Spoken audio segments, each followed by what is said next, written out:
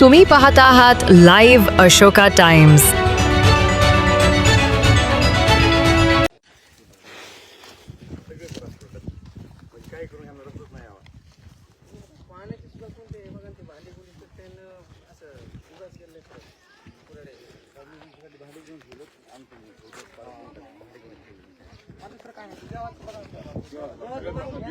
देवाचं बघा, देवाचं काय नुकसान त्याला मेन राखायला रागायला आपण आता देवाचं वाटत काय ठेवलं नाही कुठं आहे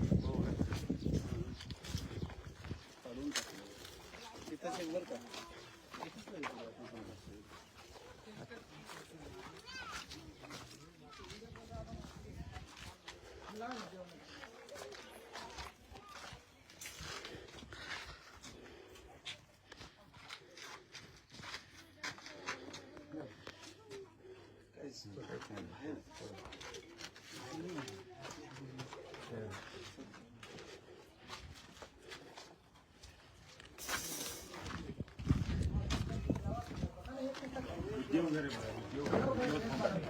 देवाची काय नुकसान केली हे हा किती हाल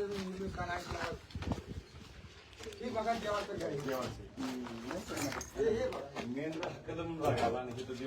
काळजीची देवा राहतात तेव्हा देवाचं काय हालत केले का त्यांना हे दिसले नाही कुठे होते हे आणि हे शासनाने दिलं घरकुल हे बी मान्य नाही यांना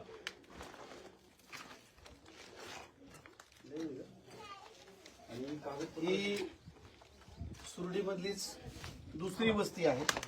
या दुसऱ्या वस्तीवरती देखील या पद्धतीनं मला ऐकून घ्या या इथं देखील त्या गावंडांनी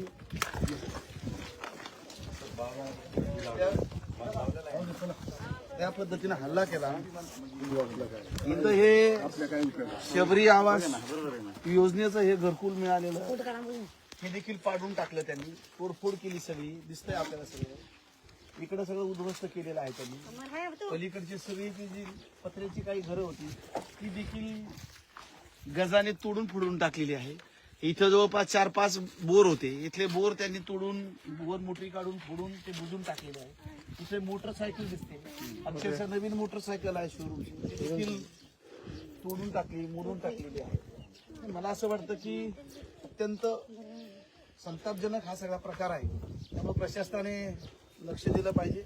आदरणीय बाळासाहेब आंबेडकरांशी संध्याकाळीच आम्ही या विषयावरती बोलणार आहे आणि आम्ही विनंती करणार आहोत की साहेब आपण देखील अशा या घटनास्थळी आपण आलं पाहिजे, भेट दिली पाहिजे, कारण देशाच्या स्वातंत्र्याला 80 वर्ष झालेली म्हणतो आपण, आणि आज जर या पद्धतीनं हल्ले होत असतील या गरीब लोकांवरती कुठलाही दोष नसताना फक्त हे अतिक्रमण करून राहतात, म्हणून या पद्धतीनं या ठिकाणी शेवटी हल्ला झालेला आहे। यांनी सोडून जावं, शासनाची जमीन आहे, ती काही कुणाच्या बापाची खाजगी प्रॉपर्टी नव्हती, परंतु या ठिकाणी या पद्धतीने असे हल्ले झालेले आहेत। आपण बघतोय सगळं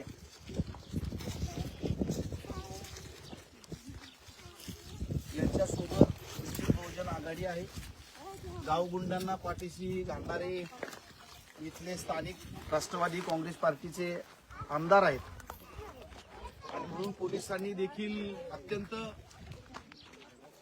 अट्रॉसिटी सारखे, मारहाणी सारखे असे गुन्हे दाखल केलेले आहेत, परंतु यामध्ये दरोड्याचा गुन्हा दाखल व्हायला पाहिजे।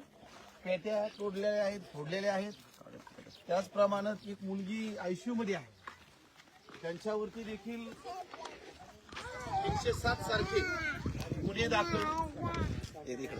दाखल करायला पाहिजे। आपण इथं बघतोय म्हणजे हल्ला करणाऱ्यांच्या मनामध्ये किती क्रूरता होती।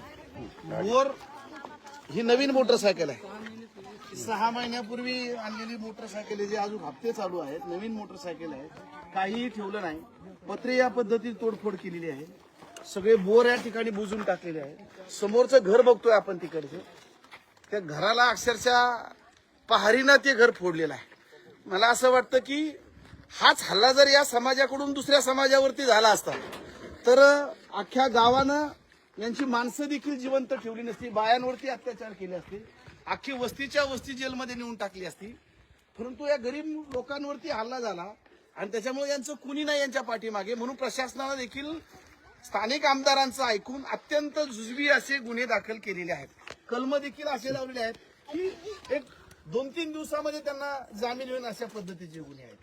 मी आता डीवायसपी संघ आम्ही बोललो, त्यांना विचारलं की पारध्यांकडून जर हा हल्ला झाला असता तर तुम्ही काय गुन्हे दाखल केले असते, सोडला असता का यांना तुम्ही? अरे ही पण माणसं आहेत ना. कारण त्या गावगुंडावरती 307चा गुन्हा दाखल झाला पाहिजे, 395चा गुन्हा दाखल झाला पाहिजे. आणि ते करणार नसतील तर मला असं वाटतं की सगळ्या लोकांना घेऊन प्रशासनाला आम्ही चुकीची मागणी करणार नाही, पण प्रशासनाला त्या गावगुंडांवरती दरोड्याचा आणि जीवे मारण्याचा 307चा सेक्शन लावावंच लागेल. त्यासाठी आम्ही उद्या निवेदन देऊन आमचं आंदोलन या ठिकाणी उभं करणार आहोत. मी जिल्ह्यातल्या सगळ्यात परिवर्तनवादी पुरोगामी ज्या काही संघटना आहेत, फुले शाहू आंबेडकरी विचाराच्या, त्यांना आव्हान करतो की अरे जरा व्हिजिट द्या, या इथं बघा या लोकांची काय अवस्था करून ठेवली. इथं खाण्यापिण्याला या लेकरांना खाय प्यायला काही नाही, देता आलं तर त्या घासातला घास. डॉक्टर बाबासाहेब आंबेडकरांनी संविधानाच्या माध्यमातून आपल्याला हक्क अधिकार दिले, सन्मान दिला, आणि आज या समाजावरती या पद्धतीने हल्ले होत आहेत. आज छत्रपती शिवरायांची जयंती या वस्तीवरती या लोकांनी शिवरायांना पुष्पहार अर्पण करून अभिवादन केलेला. मला असं वाटतं की मन सुन्न करणारी घटना आहे. फुले शाहू आंबेडकरी विचाराच्या या महाराष्ट्रामध्ये, पुरोगामी महाराष्ट्रामध्ये या पद्धतीचं चित्र हे अत्यंत खेदजनक आहे, निषेधार्थ आहे. आणि म्हणून या अन्यायाला वाचा फोडली पाहिजे. आणि म्हणून आम्ही आदरणीय बाळासाहेब आंबेडकरांबरोबर संध्याकाळी चर्चा करणार आहोत. जिल्ह्यातले वंचित बहुजन आघाडीचे कार्यकर्ते आहेत, बघा काय अवस्था केलेली आहे. आणि माणसं आहेत, एवढी क्रूरता कुठून आली या लोकांच्या मनामध्ये. हे धान्य आहेत खाण्यासाठीचं, ह्या धान्य अक्षरशः कोठ्या फोडून टाकल्यात. ती कोठी आहे ती फोडून टाकली धारदार शस्त्राने, आणि सगळं त्यांचं खाण्याचं जे शेतामध्ये पिकवलेलं जे धान्य आपण बघतोय हे गहू आहेत. अशा सगळ्या कोठ्या 2-3 लोकांसाठी हे शेड असेल, पण या गरीब माणसासाठी त्यांचं घरच आहे ना सगळ्या बाजूने. म्हणजे अक्षरशः चाळण करून टाकली या खोलीची, चाळण. माणूस रागामध्ये एखादा फटका मारतोय, पत्रा फोडून टाकतोय, पण एवढा राग होता 6 बोरवेल बुजून टाकले, घरकुल पाडून टाकलंय. हे पत्र्याचं शेड आहे, सगळ्या बाजूनी चाळण केली, धान्याच्या कोठ्या फोडून टाकल्या, काहीच धान्य शिल्लक ठेवलं नाही. त्याचप्रमाणे पेट्या ज्या होत्या त्या पेट्यांमध्ये कपडे होते, त्या पेट्यांमध्ये त्यांचं मौल्यवान वस्तू असतील, दागिने होते, पैसे होते, काहीही ठेवलेलं नाही. इतका जीवघेणा हल्ला असताना देखील प्रशासनानं साधे साधे कलम लावलेले आहेत. मला असं वाटतं की आम्ही सगळेजण, हे आमचे वंचित बहुजन आघाडीचे राज्याचे उपाध्यक्ष आहेत, प्राध्यापक विष्णू जाधव आहेत, अजय गायकवाड आहेत, त्याचप्रमाणे आमचे भैरव प्रतिष्ठानचे भोसले सर आहेत, आमचे लक्ष्मण मोरे आहेत, त्याचप्रमाणे सागर भोसले आहेत. अनेक कार्यकर्ते वंचित बहुजन आघाडीच्या वतीने या ठिकाणी आलेलो आहोत. आम्ही आता डीवायसपी संघ बोललेलो आहोत. उद्यापासून आपण निवेदन देऊन न्याय मागण्यासाठी आपण सुरू करणार.